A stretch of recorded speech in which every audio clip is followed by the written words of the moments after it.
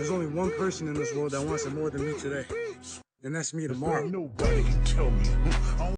What's going on, everyone? Welcome back to another episode of Operation 66. And on this episode, I'm just going to break down what I've been doing ever since the time trial. It's nothing too crazy, but I'll give you a gist of it and you'll see what I've been up to. Also, don't forget to follow the Instagram Championship Fit. Now, I did realize I didn't give you a weight update. I was at 220, but I've been sitting around 208 more recently. So the week of the time trials, I was at 208. Not bad, pretty consistent. We'll stay around there. Now, after the week of time trials, I did just get a little relaxation. It was a deload before and slight deload after. Hung out with some of my close people that came into town, and yeah, one thing about me, I'm gonna eat. Yep, that's curry with the pepper steak and the Mongolian on the side. I have a meal with lo mein, and I got your own plate. And you know, when we start moving, I have to be barefoot. I have to find a way to get my feet working as much as possible. It's always been one of my limiting factors, so I got to make sure it's as strong as possible for this upcoming season. And you know, I got to hoop a little bit. Yeah, I was a bucket. I was doing a little something. You know, got my in game dunk. Ooh, yeah. I did a little bit. I did a little bit. One thing I realized though, check out my vertical. It's 34 with the ball and like 40 without. Look how high. That's a big difference. Shows you that it's just not about jumping high. But I'll fix that later. Now going into the lifting stayed pretty much consistent. Uh, First week, you see I did 315. See how fast I can move it. I knew I was going to be able to move it super fast, but I expected to be decent. It wasn't bad. I introduced French contrast, as you can see. Vertical was pretty solid, and the lifts didn't change for a majority of the weeks.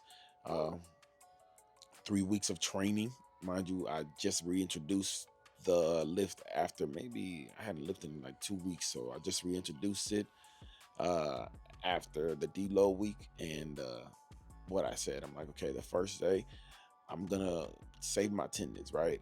I'm gonna go back into running, but I want to make sure that I bring the ground up. So I did stadiums. If I did plyometrics, it was on there. I wasn't trying to destroy myself too much, so it was a strength day, strength to power. So that was the focus of it.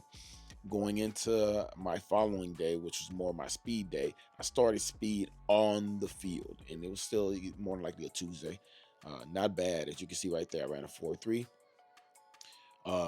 until I met with one of my guys that's just a roller.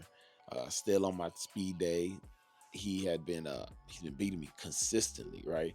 We did in and outs, so that was the focus of my speed days. After I started with 40s the first week, then in and outs for the last 2 weeks. Speed was phenomenal on his part, and mine was pretty decent. And then we went all out 40 with a cruiser 20, and shoot, he had it again.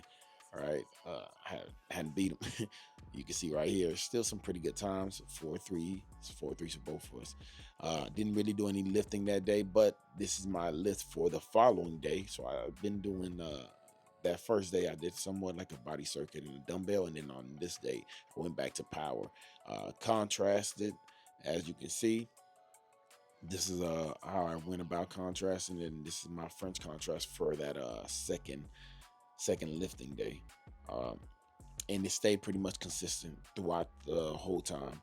I didn't really change anything. The only thing that I might have changed was a day that I did do the lift.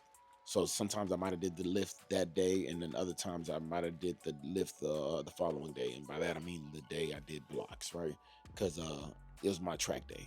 So this is my Thursday.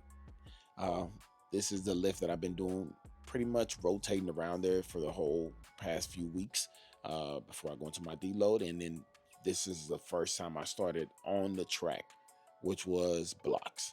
Right, so I started blocks the second week after my deload coming back, and it was pretty solid. Even though I'm getting whooped right now, I started warming up, and on day one, I actually hit a PR, and this is it right here. I was like, wow, I'm actually moving. All right.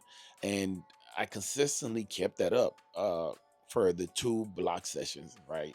And this time I had to talk to my guy, man. Me and him were going back and forth, and he had been winning, and like, I'm gonna win this last one. And I did, and it's all love. But then on this last block session, after a couple weeks of doing pretty decent, building my way up, I just didn't have it.